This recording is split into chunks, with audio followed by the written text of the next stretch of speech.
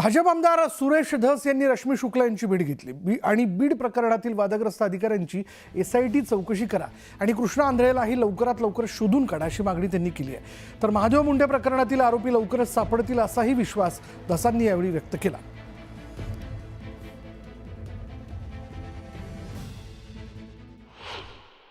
मुख्यमंत्री आणि शुक्ला मॅडम यांच्याकडे आम्ही त्या ठिकाणी गेलो।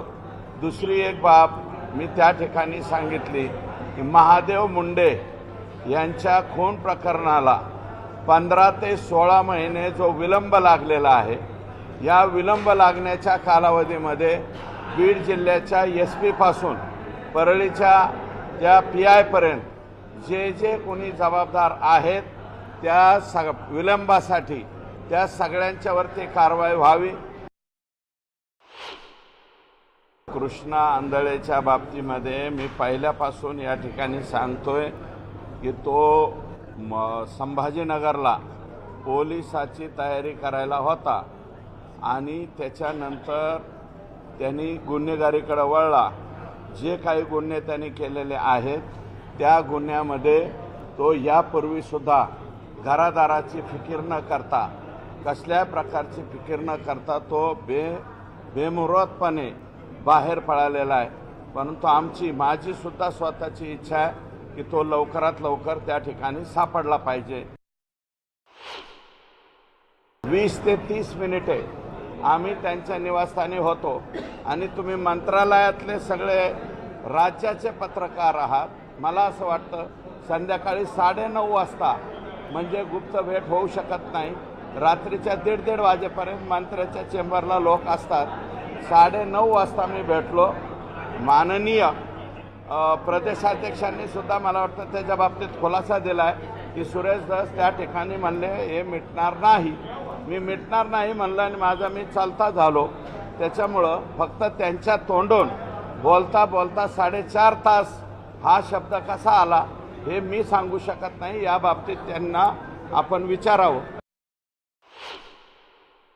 बीडच्या एका मोठ्या नेत्याचं आणि कोणाकोणाचं षडयंत्र आहे हे याचं टायमिंग जुळून आणणं, कारण बावनकुळे साहेबांच्याकडे आमची बैठक झाल्याला 30 दिवस होऊन गेले ना, आणि हे काल परवा दवाखान्यासाठी भेटलो हे दिवस कोणता आत्ताच आहे। परंतु त्या बीड जिल्ह्यातल्या मोठ्या नेत्याची तक्रार ही 100% मी मुख्यमंत्र्यांकडे करणार।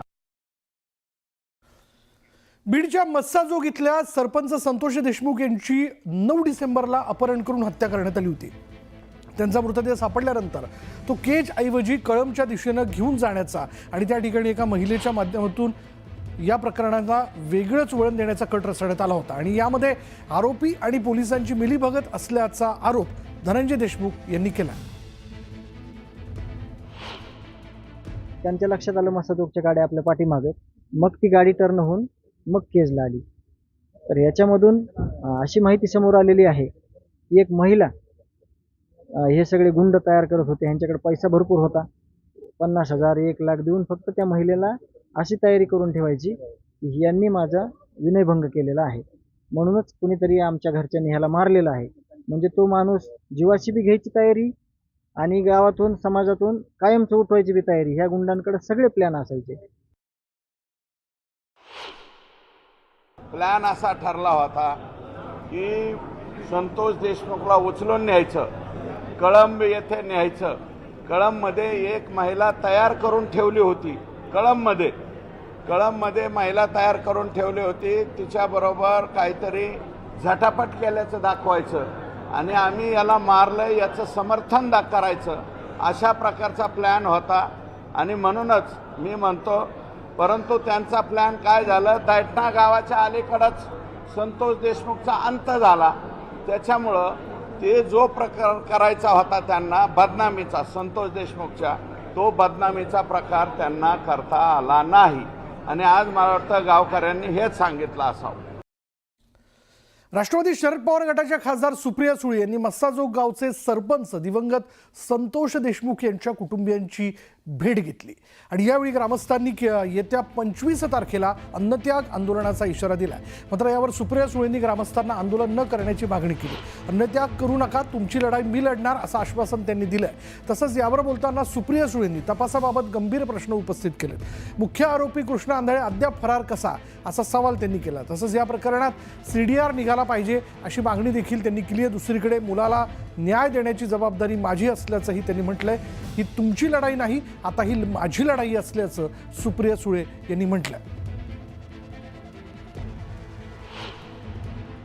सत्यमेव जयते, सत्याचाच विजय झाला पाहिजे. जो कोणी याच्या मागे असेल त्याला आपण फाशी ही मिळालीच पाहिजे. मी या मुलीला शब्द, मी त्याच्या आईला आणि आजीला हिचा शब्द दिला की ह्याच्यात राजकारण नको. तुम्ही म्हणता तसं काय कोणाचं होईल त्याला आपलं काही घेणं देणं नाही.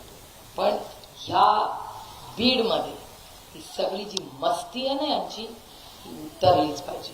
ही सत्तेची आणि पैशाची मस्ती. मी आज एक महाराष्ट्रातली महिला म्हणून, खासदार म्हणून नाही, मुख्यमंत्र्यांना जाणार आहे, मी त्यांना वेळ मागणार आहे आणि माझा पदर पुढे करणार आहे की बाबा आमच्या पदरामध्ये आमच्या या भावासाठी न्याय.